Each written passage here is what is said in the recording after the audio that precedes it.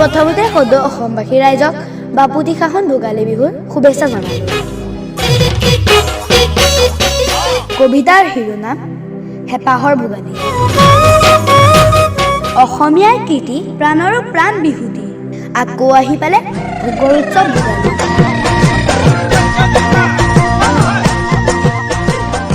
খেতি পথাৰ সামৰি ভৰি পৰিল ভঁৰাল দি, অসমীয়াৰ পদূলিত হেঁপাহৰ বিহু ভোগালী। গাঁৱৰ ঘৰে ঘৰে ঢেঁকীৰ গুমগুমনি, বাপুতিসাহোন বিহুটি এৰিব নোৱাৰি।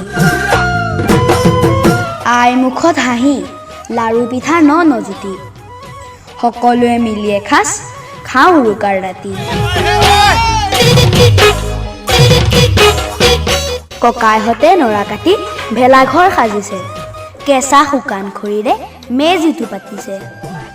সকলোৰে মংগলৰ বাবে অগ্নিক সেৱা জনায়, ডাঙৰজনক সেৱা কৰি বিহুৰ ওলগ জনায়।